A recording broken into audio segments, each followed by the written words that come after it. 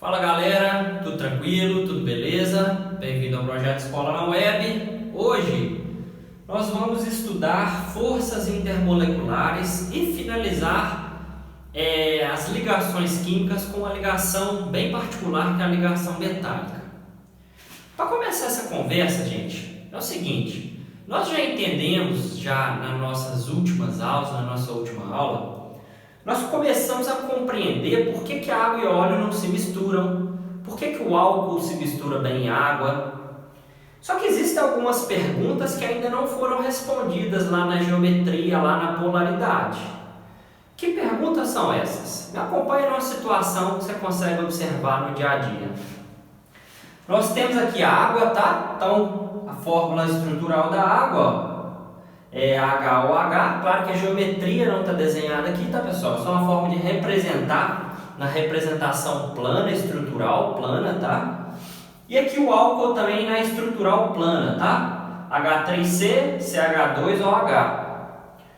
Eu tenho um frasco aqui de água, eu tenho um copo de água e eu tenho um copo de álcool aqui. Os dois em temperatura e pressão ambiente, 1 atm, 25 graus Celsius. Eu tenho um primeiro momento e um segundo momento. Então passaram-se aí 1 hora, 2 horas, até mais tempo que isso. Então passaram aí 2 horinhas que essas duas substâncias estão expostas a essas condições. Quando eu vou observar num segundo momento o meu experimento, isso você pode fazer, que é um experimento simples, e provavelmente você já observou isso na prática. Você vai perceber que a água variou muito pouco o seu nível, ela é praticamente a água do início, e eu tenho o álcool, só sobrou um restinho no frasco, só sobrou um restinho no pote. Potes abertos, tá pessoal? Senão isso é claro que não vai dar certo. Por quê? O que aconteceu nessa mágica aqui? Você vai me responder: bom, o álcool evaporou. E aí eu te pergunto: e por que a água não evaporou? Me explique, em termos químicos, em termos físicos, por que um foi embora e o outro não foi embora? Aí você vai me falar: Marcos, que a temperatura de ebulição e a temperatura de fusão do álcool é bem mais baixo que o da água, verdade? Mais uma informação correta, mas eu estou perguntando o cerne da questão. Como é que você explica lá no submundo molecular esse evento aqui? Então é isso que nós vamos entender na aula de hoje. Então, complementando a questão da geometria, nós já entendemos como é que uma molécula se apresenta no espaço. Agora a gente precisa entender, e moléculas entre elas se relacionam de que forma? Essa é a pergunta, tá? Então, para começo de conversa, essas interações que as moléculas fazem entre elas, né? Então, no caso da água, eu tenho vários HOH, então tem HOH interagindo com HOH. O copo está cheio de HOH interagindo uns com os outros. Da mesma forma, eu tenho várias moléculas de álcool interagindo umas com as outras. Esse fenômeno recebeu durante muito tempo esse nome de forças de Van der Waals, em homenagem ao físico holandês que chamava Van der Waals, 1880 mais ou menos. Hoje a gente chama essas atrações entre moléculas de interações intermoleculares, tá? Interações intermoleculares, além da própria molécula. Ou seja, como é que uma molécula relaciona com a outra no meio que ela está? Que até agora a nossa conversa era o seguinte: a gente estava falando disso aqui, ó, de ligações intramoleculares, ligações dentro da molécula. Vimos covalente, vimos iônica, vimos coordenada, que a gente chama de dativa. Mas a pergunta é o seguinte: uma substância ela é um agregado de uma infinidade de moléculas, de várias moléculas. Como é que essas moléculas interagem umas com as outras? Tem como medir essa força? Se está mais forte essa ligação entre elas, se está mais fraca? Ou melhor, existe essa força? Existe, ela chama força de Van der Waals antigamente, atualmente interações intermoleculares, e nós vamos ver o que é cada uma delas, e até o final da aula nós vamos entender lá no universo, no submundo das moléculas, por que o álcool evapora e por que a água fica no fim desse nosso experimento. Pessoal, então vamos ver o primeiro tipo de interação intermolecular, de forças intermoleculares que vão existir. Então eu vou começar falando pela mais fraquinha delas, tá? Então ela é uma força, digamos, fraca. E por que ela tem essa característica? A gente chama essa força de dipolo induzido com dipolo induzido, né? Então é uma molécula que tem um dipolo induzido ou com outra molécula que tem dipolo induzido. Então a gente chama de interação dipolo induzido e dipolo induzido. O que ela acontece, gente? Ela vai acontecer... Observa a situação. Eu tenho o O2 aqui, o gás oxigênio. A gente sabe que essa molécula é apolar. Então, simbolizei a nuvem de elétrons aqui. O Mi resultante, o dipolo elétrico resultante é zero, tá? Então, aqui, ó, eu tenho uma outra molécula idêntica, também zero, né? Então, ambas não têm polaridade, são moléculas apolares. Isso a gente estudou em polaridade das moléculas. Aqui elas estão distantes. Se elas se aproximam, pessoal, o que acontece nesse caso? Eu tenho a aproximação das duas numa garrafa, e aí eu tenho a nuvem eletrônica se deslocando e sendo distorcida para um lado. Então, se aqui forma momentaneamente, por um tempo, se forma uma zona positiva, tá? De dipolo positivo e uma zona de dipolo negativo, tá? Aqui se forma uma zona de polo positivo. Por quê? Porque o negativo se aproxima e empurra a nuvem para lá. Ou seja, o fato é que duas moléculas apolares se aproximam, uma desloca a nuvem da outra e por algum tempo elas permanecem com alguma interação nessa região devido ao deslocamento momentâneo de nuvens eletrônicas.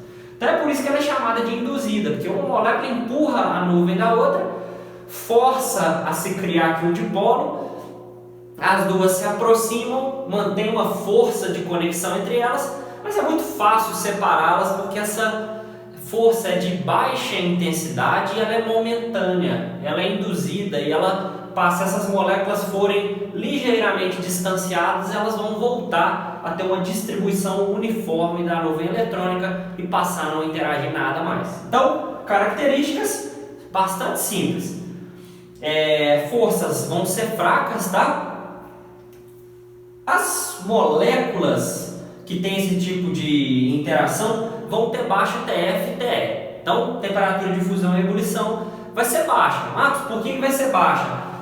Porque o que acontece? Quanto mais fraca a interação sobre ela, a interação entre elas, eu vou precisar de menos energia para separar isso aqui, pessoal. Não é lógico isso? Ou seja, se fosse muito forte a ligação entre elas, ia ser difícil separar elas.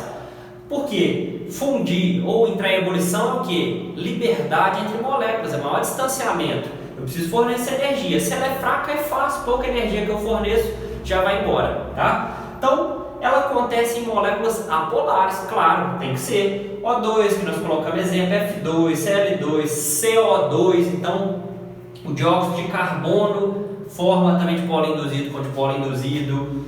O metano, pessoal, e o C2H6, tá? Que é uma outra molécula orgânica, assim como várias moléculas orgânicas de carbono e hidrogênio, óleos, gorduras, vão formar esse tipo de ligação. E essas são as características que você deve ter em mente quando pensar em dipolo induzido e dipolo induzido. Próxima interação que nós vamos ver, dipolo permanente e dipolo permanente. Então, aquela lá era induzida e agora existe o dipolo que é permanente, né? Ou seja, eu tenho um dipolo na molécula que ele permanece. Que tipo de molécula é essa que eu estou tratando agora? Moléculas polares. Então, molécula polar, por exemplo, aqui o HCl, cloreto de hidrogênio ou ácido clorídrico. O cloreto de hidrogênio, pessoal, eu vou ter a nuvem eletrônica naturalmente deslocada para o lado do cloro. Mas por quê? Porque o cloro é mais eletronegativo, a aula de polaridade. Se você não assistiu, acompanhe no canal. Então, eu tenho a molécula eu tenho a nuvem eletrônica deslocada para o lado do cloro, ok? E quando ele interage com outra molécula de HCl lá no líquido que tem a substância HCl, eu vou ter deslocamento. Eu tenho a outra nuvem já com o dipolo estabelecido E aqui esse dipolo não é momentâneo, ele não é induzido, ele já está ali, ele é permanente, e quando eu tenho aproximação, eu tenho uma força mais forte que lá na induzida. Eu tenho uma interação de associação dessas duas aqui que é mais intensa. Então, isso vai entrar nas características.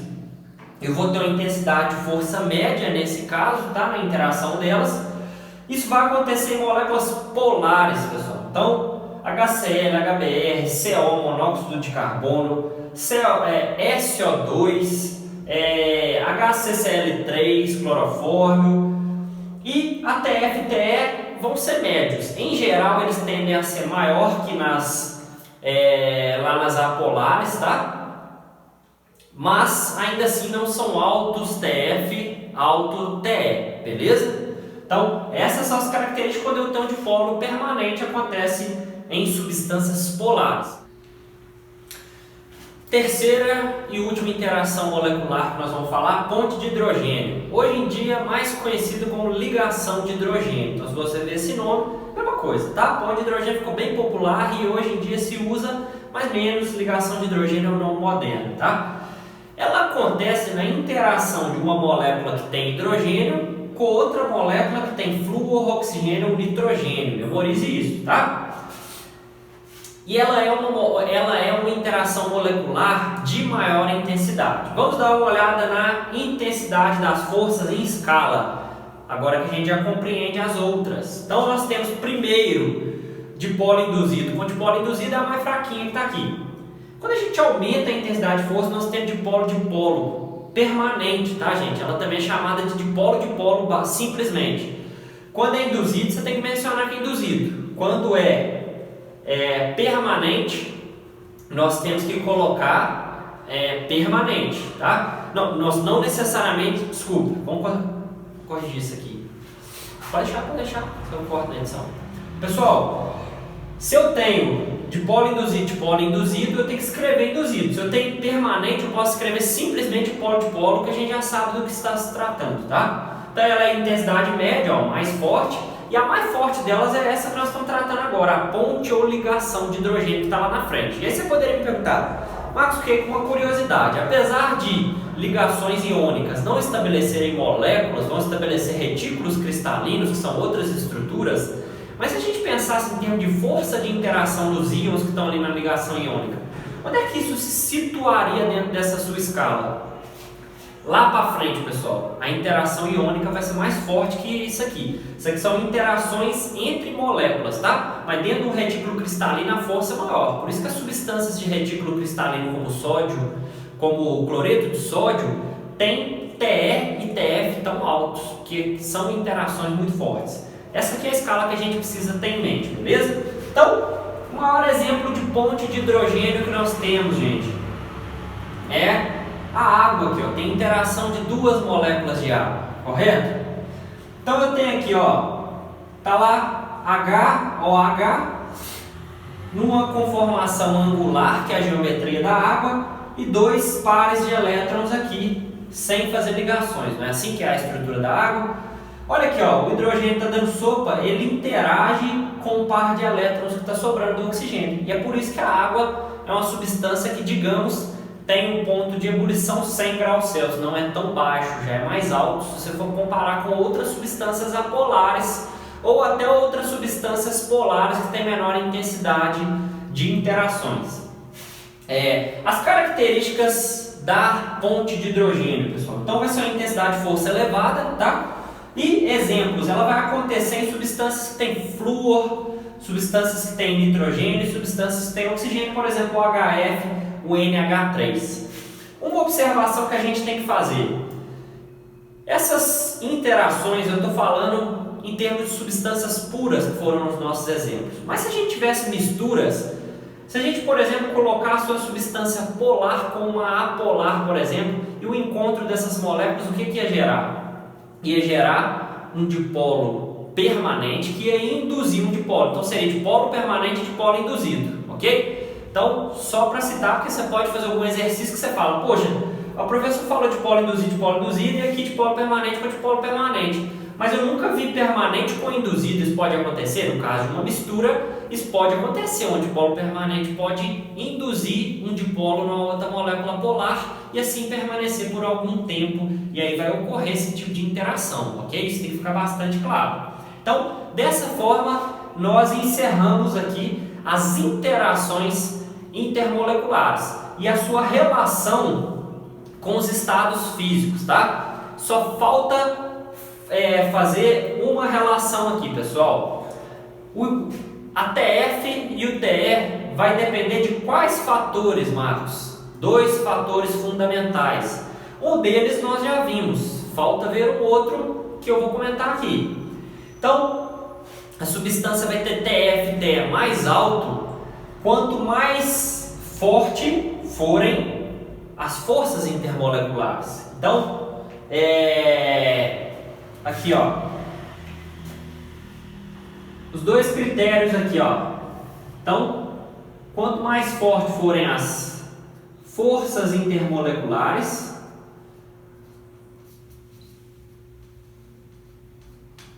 nós vamos ter TF e TE mais alto. Isso foi o que a gente estava conversando durante a aula. Mas existe algum outro fator, Marcos? Existe. Quanto maior o tamanho, pessoal, tá? O tamanho do quê? O tamanho da molécula. Então, quanto maior a molécula, ela vai ter mais superfície de contato, ela vai interagir mais com as moléculas irmãs dela, digamos assim. E aí vai ser mais difícil dela ir para um outro estado, fundir ou vaporizar. Então, guarda, esses dois fatores vão ser determinantes de uma alta TF e uma alta TE. E aí você poderia até falar, Marcos, eu conheço a substância que ela faz pontes de hidrogênio e ela não tem TE tão alta. Ou eu conheço uma outra substância polar, por exemplo, nós citamos o HCl. O HCl vaporiza facilmente a temperatura ambiente. Você vai falar, Marcos, se é um dipolo ou permanente, por que ele vaporiza com tanta facilidade? Nós temos que analisar também o tamanho da molécula, tá? Então são dois fatores que vão determinar a TF e a TE. Nós não podemos analisar isoladamente as forças intermoleculares. Os dois fatores vão estar juntos para eu analisar a TF e a TE de moléculas em geral, beleza? Pessoal, para a gente finalizar a aula, vamos falar de uma ligação que é característica. Você poderia falar, Marcos, por que você não encaixou esse tipo de ligação lá no tópico de ligações? Porque é uma ligação bastante particular e, de certa forma, ela acontece até entre íons diferentes, ela é bem peculiar. É o que a gente chama de ligação metálica. Nós vamos ver a característica delas aqui para fecharmos tudo que nós vimos de ligações e forças intermoleculares, tá? Então, a última ligação que nós vamos ver encerrando esse tópico. A ligação metálica, pessoal, ela é compreendida com base nas características dos metais. Então, se a gente for pensar nas características dos metais, eles são sólidos com altos pontos de TF e TE. Em geral, os metais são assim. A exceção que eles são geralmente encontrados sólidos, né? Como eu disse, a exceção é o mercúrio, que é líquido a temperatura ambiente. Todos os outros vão ser encontrados em estruturas sólidas de alta TF e TE. Outra característica é que eles conduzem corrente e temperatura também, tá? Então são bons condutores de temperatura, calor, né? Vamos escrever assim, temperatura, eles aumentam a temperatura facilmente, eles conduzem bem calor e conduzem bem eletricidade, certo? Corrente, beleza? Um minutinho. Então, eles conduzem bem calor e conduzem bem eletricidade, tá? Essa é uma outra característica deles. Eles são maleáveis e dúcteis, ou seja, são transformados com alguma facilidade em lâminas e em fios. E com base nessas características, observa-se que a estrutura, as relações entre cátions de um metal, elas não vão ser as mesmas que as anteriores que a gente viu. Então, a gente viu ligação covalente, coordenada, vimos iônica, vimos interações intermoleculares que não vão explicar características desse metal. O que explica características do metal, e hoje, através da microscopia de superfície, fica bem evidenciado, é que o metal, a interação entre metal acontece da seguinte maneira: eles formam cátions, que eles têm muita facilidade, metais alcalinos, alcalino-terrosos, perdem com muita facilidade um elétron, tá? E aí ao perder formam cátions que se reúnem em agregados, tá? Então temos aqui os cátions e tem elétrons deslocalizados por toda a superfície. Ou seja, é como se fosse uma série de cargas positivas que se unem e fazem um mar de elétrons. Os elétrons estão aqui, mas têm liberdade por girar, por passear por toda a estrutura. E se explica essa movimentação de elétrons a facilidade de condução de corrente. Então o elétron, como ele pode ir de um lugar até a outro da peça, ele conduz aquele calor para toda a peça, que aumenta a temperatura facilmente. De maneira similar, vai acontecer tanto entre corrente e entre temperatura, ou seja, a transmissão de calor por vibração de cátions que estão ali alinhados um do lado do outro.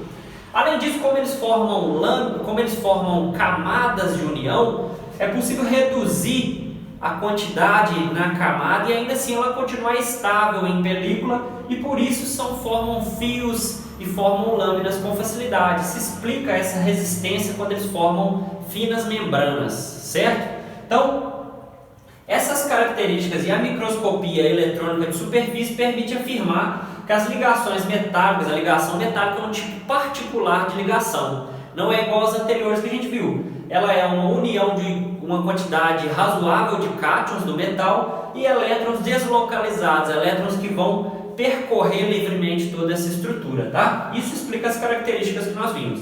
E os metais vão formar ligas, pessoal. Muitas vezes eles vão ser usados na ciência de materiais, no nosso dia a dia, aplicações práticas e comerciais deles, eles vão ser encontrados na forma de ligas. E é por isso que é importante mencionar aqui algumas que a gente tem mais costume com elas, que eles podem aparecer na prova do Enem, pode contextualizar alguma coisa, é um conhecimento que vocês vão precisar levar para a vida também. Então, o amálgama, por exemplo, que é usado pelos dentistas, né? Então, a substância que é usada para fazer obturação de dente cariado. Ela é uma liga metálica, é uma estrutura de ligações, é uma estrutura de ligação metálica que não envolve apenas o metal, tá? Então, ela é uma mistura de prata, mercúrio e estanho, tá? Então, isso se forma uma liga com determinadas propriedades que são adequadas ali para a obturação. O ouro 18 quilates também não é composto só por ouro, pessoal. Então, ele é um ouro com 25% de cobre e prata na liga, tá? Então, isso dá... O ouro, ele é poroso e quebradiço quando sozinho. A prata e o cobre vão dar essa firmeza, vão dar essa homogeneidade para a estrutura da liga, tá? E o aço inox, que a gente tem nos talheres em geral de casas, que é usado para evitar a oxidação, por isso esse nome inox. A gente vai ver mais para frente o que é o fenômeno da oxidação, a ferrugem, e esse material impede isso. Ele é uma liga formada por ferro, carbono, cromo e níquel, que impede essa formação de crostas de ferrugem na superfície desses materiais de cozinha. Então são ligas importantes e como uma aplicação comercial e industrial existe, você deve memorizá-las, deve compreendê-las aqui à luz do que nós vimos na nossa aula.